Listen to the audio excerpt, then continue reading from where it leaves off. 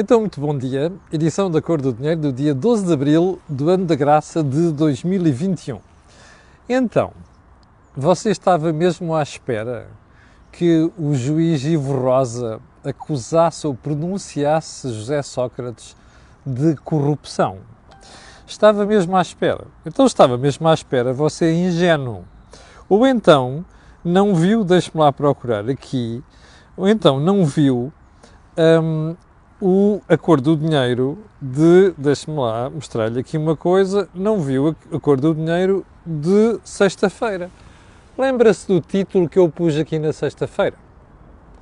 Então diz assim, só um segundo, o juiz Ivo Rosa vai deixar cair as acusações de corrupção a José Sócrates? Era uma pergunta de cautela jornalística, mas era uma pergunta retórica, como aqueles um bocadinho mais sofisticados perceberam na sexta-feira.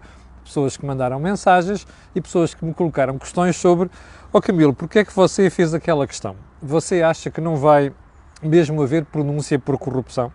É óbvio que certezas não as tinha, nem as podia ter, porque eu não estava no papel do juiz Ivo Rosa. Agora, havia vários indícios que apontavam nessa direção. E eu já os vou explicar daqui a bocadinho, quando chegarmos às entrevistas que eu citei aqui, atenção, eu citei aqui na sexta-feira uma entrevista. Aliás, duas entrevistas, do Presidente do Supremo Tribunal de Justiça e do Presidente do Sindicato dos Juízes, Manel de Soares. Até disse aonde? O meu colega Vítor Gonçalves, na RTP 3. Mas, vamos lá à questão fundamental. Transpirava claramente a ideia de que alguma coisa de grave se ia passar. Mas como isso vai cair na análise das entrevistas dos dois juízes, eu vou começar pelo início. Então, o que é o início? Primeiro, o período de ordem do dia, para lembrar duas coisas. Em primeiro lugar, na sexta-feira começou a circular uma petição para afastar o juiz Ivo Rosa. Para quem me mandou, e aqueles mais chegados a quem eu tive a oportunidade de responder, chamei a atenção para uma coisa. É uma estupidez. Não faz o mais pequeno sentido. Não porque eu morra de amores pelo juiz Ivo Rosa, não morria e passei a morrer ainda menos a partir de sexta-feira, mas por outra razão. Primeiro, a petição é dirigida à Assembleia da República. Ora, a Assembleia da República é o Parlamento. O Parlamento faz leis, não julga, não é? Nós vivemos com a Constituição da República no regime de separação de poderes, coisa que vem de tradição da Constituição da Revolução Francesa e da Constituição Americana, que é o Legislativo faz leis, o Executivo executa, como o próprio nome indica, e o Poder Judicial julga. Portanto, não pode haver aqui mistura entre as duas coisas. Segundo, se alguém queria fazer alguma coisa nessa área, devia ter dirigido a petição ao Conselho Superior de Magistratura, que é o órgão que tutela, digamos assim, os juízes. E, portanto, exerce poder disciplinar, e não só poder disciplinar, toma decisões sobre quem deve ser nomeado para aqui, quem deve estar aqui, quem deve estar ali. E, portanto, a petição é inócua, menos num aspecto. É que, repare, foram mais de 150 mil pessoas que já assinaram essa petição. Ora, isso tem um valor. Quer dizer o quê? Que eu, em momento nenhum da vida societária portuguesa, vi uma manifestação tão geral, tão transversal, de repulsa pela decisão de um órgão judicial. Ora, isto quer dizer muita coisa. E eu espero que o poder político tome nota disto, depois do que aconteceu. Embora isto seja uma conclusão que eu vou tratar lá mais adiante. Agora, ponto importante, esqueçam lá a história da petição, a menos que seja apenas um instrumento para mostrar o quão preocupados os portugueses em geral estão com aquilo que aconteceu com o despacho de pronúncia de sexta-feira. O segundo ponto é a reação do Sr. Presidente da República. Aliás, houve duas reações na sexta-feira, uma do Primeiro-Ministro e outra do Presidente da República. Bom, a do Primeiro-Ministro foi soberba. Eu já me pronunciei sobre o assunto em 2014. E ainda não tenho mais nada a dizer sobre o assunto. Reparem, ainda não tenho a dizer mais nada sobre o assunto. Isto é a confirmação de que António Costa é um político superior, de talento brutal. Primeiro, ele safou o rabinho à malta do PS, inclusive aos tipos que estiveram com Sócrates durante o governo de Sócrates e estão agora com ele no governo, em 2014. Mas António Costa tem perfeita noção, sabe perfeitamente, inclusive quando fez a viagem a Évora para ver José Sócrates, António Costa tem perfeita noção do que é que está ali e do risco que ele representa. E teve, na sexta-feira, uma saída brutal. Quem é que esteve mal na sexta-feira? O Presidente da República. Primeiro, porque começou por dizer que não se queria pronunciar sobre o assunto. Eu até achei muito sensato quando ouvi aquele direto a falar Presidente da República, pensei assim, bom, e ele finalmente, ao fim de tanto tempo, vai se calar e vai resistir à preocupação e à vontade de dizer qualquer coisa, pensei eu. Mas depois, a seguir, não. Lá veio a história da colherada de Marcelo Rebelo de Sousa. O que é que Marcelo diz? Estes mega processos têm de ter um fim em tempo devido. Tempo devido, entre aspas. Ora, o que é que isto acrescentou ao processo? Rigorosamente nada. Se Marcelo não queria falar, não devia ter falado. Estar a falar de um assunto, até vamos tratar a seguir, que é a história dos megaprocessos, que toda a gente já sabe qual é o problema dos megaprocessos. Não é preciso ser advogado, não é preciso ser magistrado do Ministério Público, não é preciso ser juiz nem nada. Toda a gente sabe qual é o problema dos megaprocessos. Portanto, Marcelo choveu no molhado. E, portanto, se alguma coisa queria ter dito aqui, dizer aqui, devia ter dito coisas diferentes e, nomeadamente, ter tido a preocupação de dizer alguma coisa com piada, com utilidade, como aquilo que disse o Primeiro-Ministro. E como Vossas Excelências sabem, eu não morro de amor pelo Primeiro-Ministro, mas tenho que dar o mérito a quem o tem. Então vamos lá, agora à questão principal. O caso Sócrates. Bom, é escusado dizer que eu não estava nada à espera que ele fosse pronunciado por corrupção. Não podia dizer aqui de forma clara na sexta-feira, até porque não tinha a certeza, como disse há bocadinho, não estou na pele do juiz Ivo Rosa.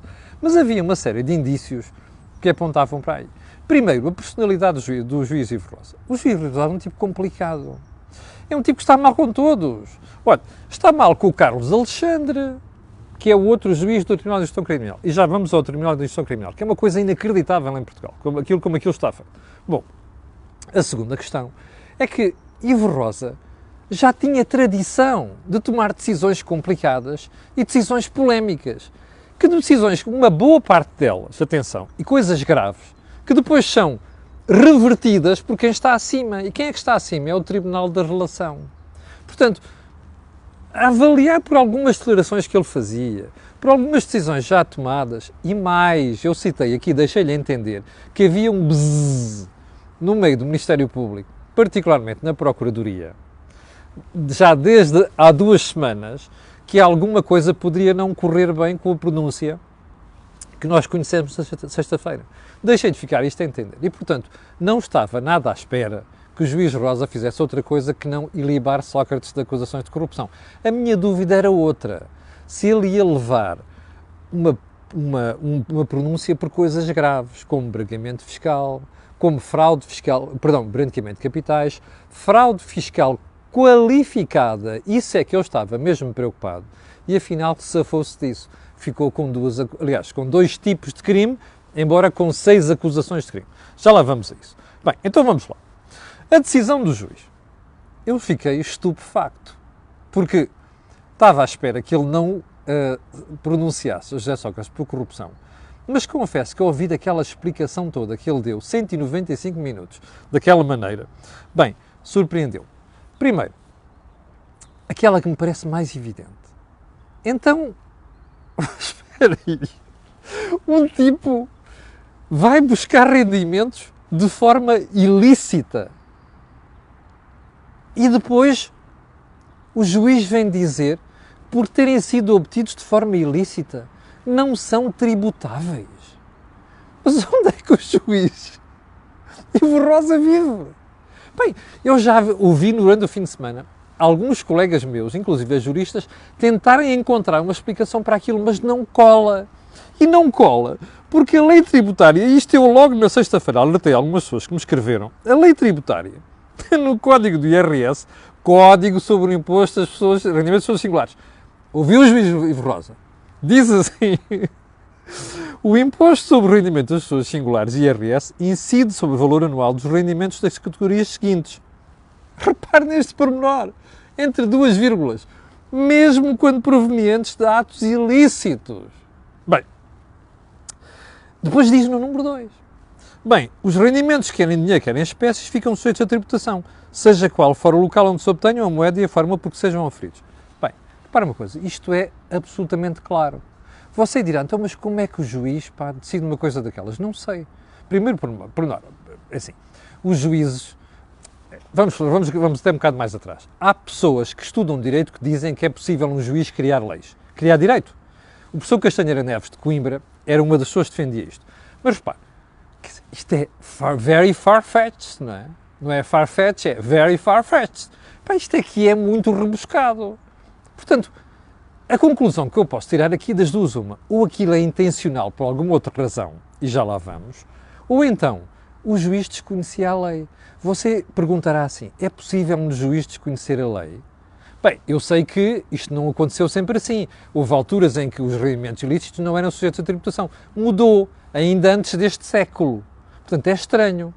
Agora, repare, pode haver uma outra qualquer justificação. Porque é que nós podemos arranjar justificações para tudo na vida? Se você conhecer 2 juristas, há de aparecer sempre uma terceira versão, está a perceber? Portanto, não me surpreende. Agora, uma coisa é certa, isto não está bem. Isto é uma falha e é uma falha grave. E o que me espanta é como é que o juiz Rui Rosa decide isto. Até por outra razão. Repare uma coisa. Imagine você, eu vi uns patetas aí no Facebook que vieram dizer assim, e tal, e material da droga. O material da droga também a malta tem que declará-lo. Bom, é óbvio que, se for apanhado e se houver denúncia daquilo, as pessoas têm que justificar a origem dos rendimentos. Mas está a ver porque é muito importante ter uma lei que obriga os políticos e outras pessoas a justificarem por onde é que vem uma parte da sua, pelo menos uma parte da sua riqueza. Está a ver porque é que isto acontece? Por causa disto. Agora veja lá isto.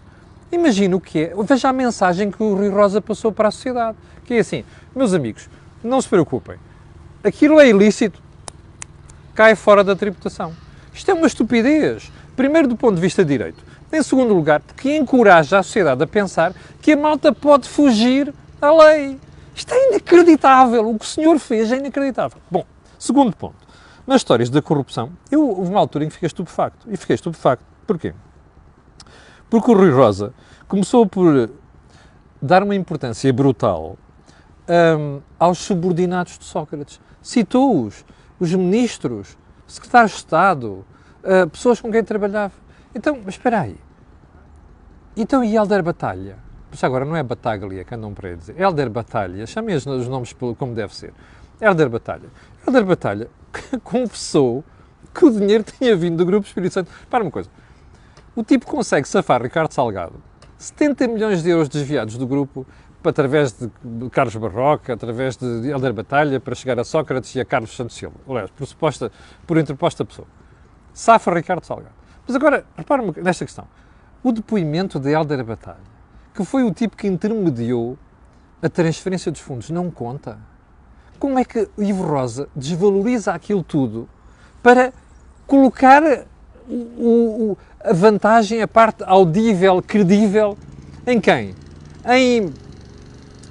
Nos subordinados de Sócrates. Isto não lembra a ninguém. Diga-me uma coisa, você acha mesmo que alguém que trabalhe consigo, que depende de si, a quem você deu um emprego, a quem lhe fez uma série de favores, vai se virar contra si? Bem, isto não faz qualquer sentido. Mas, agora vamos para a parte de... qual é a intenção do juiz? Bem, eu não sei. Há duas coisas que sei, que têm a ver com a atuação do Ministério Público e que foi que esteve na base de alguma parte do palavreado e fraseologia do juiz Ivo Rosa, já vou a isso, e essa nós podemos comentar. Eu já vou à questão da intenção do juiz daqui a bocadinho. Vamos à atuação do Ministério Público. É assim, isto em parte é bem feita para o Ministério Público e é bem feita para o juiz Carlos Alexandre. E vou-lhe dizer porquê. Porque alguém deixou sair durante muito tempo informação sensível do processo. E, portanto, isto espalhou-se pela opinião pública, houve julgamento na opinião pública e mais, houve coisas que o Ministério Público fez ali na investigação que foram lamentáveis. Como, por exemplo, várias coisas. Uma delas, confiar em artigos que saíam nos jornais apenas. Não pode ser.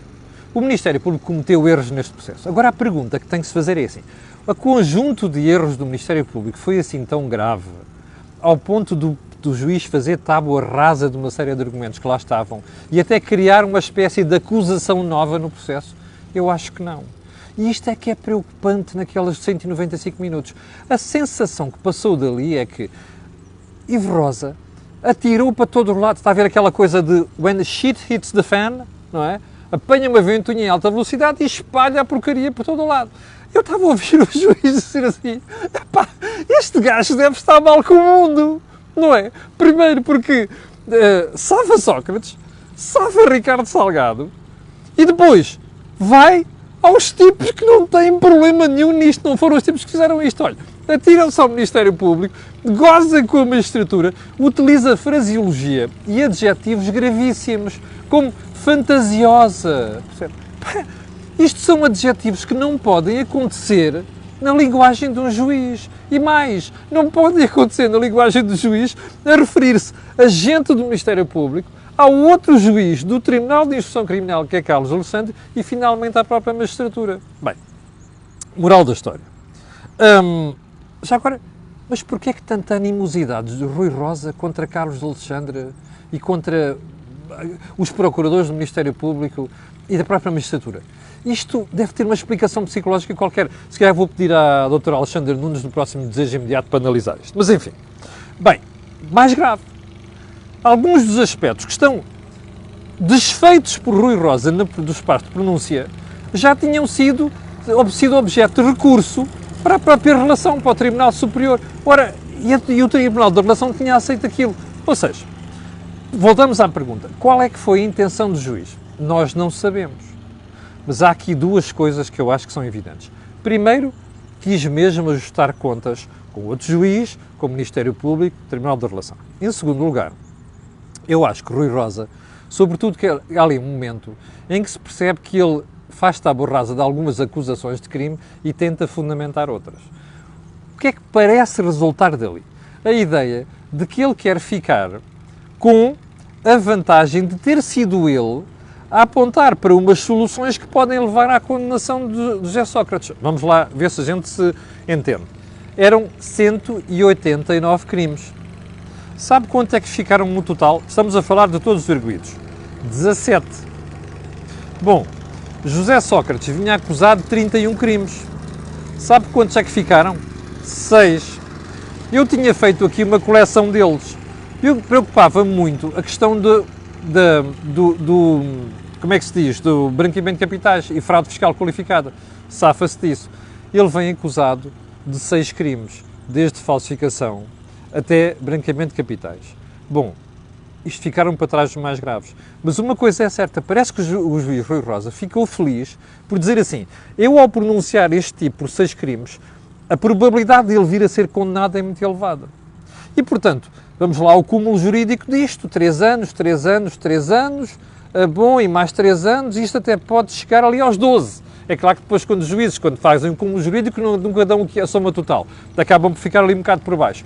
Bem, e portanto, dá a sensação que ele quis fundamentar uma coisa e umas acusações e uns crimes que podem dar condenação de José Sócrates, embora não no grau que toda a gente esperava. O próprio juiz Carlos Alexandre esperava e também, provavelmente, o próprio Ministério Público esperava. Bem, é assim que vai acontecer? Não sei. Até por outra razão. Os procuradores do Ministério Público logo ali disseram assim, não, para nós isto não está bem, nós esperemos 120 dias para recorrer desta brincadeira. Qual é a sensação com que eu fico? O Tribunal da Relação vai reverter algumas, e provavelmente algumas muito importantes, decisões de Rui Rosa. A segunda, qual é a dimensão daquilo? Nós não sabemos. Bem, uma pergunta muito importante que houve muita gente que colocou, mas porque é que também, repare, não era assim tão claro a questão da corrupção? Provar a corrupção, como a gente já falou aqui, é muito difícil. E, portanto, isso não surpreende que haja alguma preocupação em fugir ali. Mas que diabo?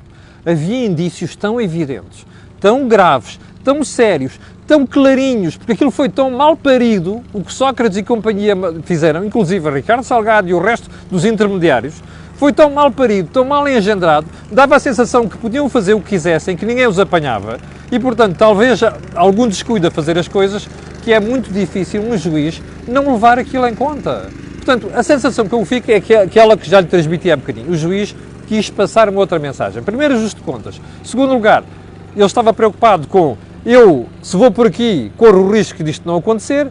Se indo por esta versão minimalista, há muito mais probabilidade de José Sócrates vir a ser condenado. Suspeito eu. Bom, o juiz queria libar o José Sócrates. Bem, eu não consigo pôr isto nas intenções e naquilo que é o objetivo de um juiz. Embora a forma como fez as coisas, da fama não se vai safar. E sobretudo porque, como se percebeu, quando você tem 150 mil portugueses a assinarem uma petição, isto quer dizer que há coisas muito transversais à sociedade toda. Não tem a ver com a esquerda, nem tem a ver com a direita, tem a ver com a sociedade portuguesa em geral. Agora vamos a José Sócrates, que é a parte mais inacreditável. Este tipo é mesmo perigoso, percebe? Bem, não sei se você reparou, quando ele sai da sala de julgamento, não é? A primeira coisa que diz é: epá, andaram 7 anos a perseguir um inocente. Bom, não fica por aqui. 7 anos a perseguir um inocente e diz mais, que todas as mentiras caíram por terra, acusações. Espera aí. Eu acho que ele não ouviu bem. Ou melhor, sabe qual é a sensação com que nós ficamos? É, José Sócrates estava à espera de levar uma bordoada tão grande que aquilo que aconteceu para ele já foi uma vitória. Está a ver? Esqueceu-se de um pormenor. Ele foi acusado de corrupção. Percebe? O juiz Ivo Rosa diz, ipsis verbis, o fulano foi corrompido. O problema é que não diz que foi por Ricardo Salgado nem por outros. Diz que foi por Carlos Santos Silva. Esta aqui é inacreditável. Esta aqui é que eu acho que vai mesmo cair. Mas agora repara uma coisa. José Sócrates, voltamos a José Sócrates. O tipo não ouviu o juiz dizer que ele foi corrompido. Não ouviu o juiz dizer que vai a julgamento por corrupção. Espera aí. Aliás, não ouviu o juiz dizer que aquilo prescreveu, mas ele, de facto, foi corrompido? Bom, quer dizer, não há dúvida quanto a isso. Você perguntará, então porquê é que José Sócrates fez isso? Porque José Sócrates é assim. José Sócrates é perito em tentar manipular a realidade. José Sócrates é perito em atirar as coisas para aqui, percebe, para este lado, para esconder o que se passa aqui. Por isso é que foi, andaram 7 anos a acusar um inocente, caíram por terra todas as acusações, não caíram nada. Ele vai a julgamento por 6 crimes, até ver, percebe? Ou seja, vai até nós conhecemos qual é a decisão do Tribunal da Relação. Portanto, vir cantar vitória, bom, isto é típico da personalidade de José Sócrates, isto é aquilo que o torna um tipo muito perigoso na sociedade portuguesa. Só um pormenor. Muita gente, no fim de semana, veio para aí com a história de que o tipo vai candidatar-se a Presidente da República e vai regressar à política. Olha, eu suspeito que não vai regressar. E não é porque não é possível renascer das cinzas, é porque eu acho que foi tanto 1 milhão que foi parar à conta que, se calhar, ele já passou a vida política dele e, portanto, agora quer gozar os milhões que recebeu. Como o próprio juiz disse, não é? Falou 1,7 milhões. Não foram 1,7 milhões. Foi mais, não é? Portanto, quem tem tanto milhão e não é incomodado pela justiça, o que é que quer fazer? Quer é gozar os milhões. Portanto, faz todo o sentido, em minha opinião, pensar em ter outra vida. Agora vamos para as consequências. O trabalho de sexta-feira foi um trabalho péssimo para a justiça portuguesa. Porque passou a mensagem de que os poderosos ganham sempre. Passou a mensagem que depois já há influência política na justiça. Passou a mensagem de que a política passa ao lado de indícios gravíssimos e vem sempre aquela coisa de quando o cidadão comum é apanhado a fazer alguma coisa, o tipo leva uma pena de prisão. Quando são os poderosos não se safam. E o juiz Ivo Rosa é corresponsável por isto. Já agora uma coisa para o futuro. Vamos às entrevistas dos 2 eminentes juízes na semana passada. O Presidente do Supremo Tribunal e o Presidente do Sindicato de Juízes. A uma certa altura, eles dizem assim, bom, é preciso mexer na lei, porque os megaprocessos não vão a lado nenhum. Então só chegaram a essa conclusão agora. Bem, primeiro ponto. Em segundo lugar, ali, houve na entrevista do Presidente do Sindicato de Juízes, à RTP, houve um momento em que o Dr. Manuel Soares diz assim, bom, o Tribunal de Instrução Criminal não pode ter 2 juízes. Eu também acho que não pode ter 2 juízes. Isto devia ter vários juízes, ou então os processos irem rodando. Porque a justiça portuguesa não pode ficar a nível do Tribunal de Instrução Criminal no meio nas mãos de 2 juízes, até porque já se percebeu que os 2 se odeiam. Ou você tem dúvidas que se a pronúncia tivesse sido feita por Carlos Alexandre, Sócrates tinha levado uma enxurrada de acusações? É essa a questão que está em causa. Portanto, agora, outra pergunta que se pode fazer é, Por que é que você acha que aqueles dois juízes deram aquela entrevista naquela altura? Ainda por mais, um deles é o Presidente do Supremo Tribunal. Olha, eu não tenho a mais pequena dúvida. Os dois já suspeitavam, não sei por que razão, que nós íamos ter aquela resposta e aquelas decisões na sexta-feira e, portanto, quiseram antecipar-se. Fizeram bem, em minha opinião, fizeram muito bem. Há gente que acha que não, no fim de semana ouvi algumas opiniões, não pode ser, daquilo era próximo do processo, tentou influenciar. Não. Eles perceberam o que ia acontecer e vieram fazer avisos à navegação. Ainda bem que os fizeram. Agora, a pergunta é esta. O legislador sabe muito bem o que tem que fazer. Porquê é que não fez até agora? Você conhece a resposta. Há muita gente na política a quem interessa manter as coisas como estão. E isso é que é preocupante. Já agora, para o final, olha, sabe o que é que eu tiro disto tudo? Descrédito da justiça, má imagem para a sociedade e a sensação com que nós ficamos que é possível ser corrupto em Portugal para depois vir um juiz dizer que afinal está tudo prescrito. Esta mensagem é péssima para a sociedade. Já agora uma coisa, porquê é que o PSD é tão caladinho? Fica essa pergunta para o programa da manhã. Olha, chegamos ao final da conversa de hoje. Quero dizer que esta semana vamos ter os programas todos. Quero agradecer às 9.600 pessoas que estão em direto. Quero pedir a estas pessoas aquilo que peço sempre, que é colocarem um gosto e fazer partida nas redes sociais. Já sabe porquê. Aquilo que houve aqui, não houve em mais sítio nenhum. Nós voltamos a ver-nos amanhã, às 8 da manhã. Obrigado e com licença.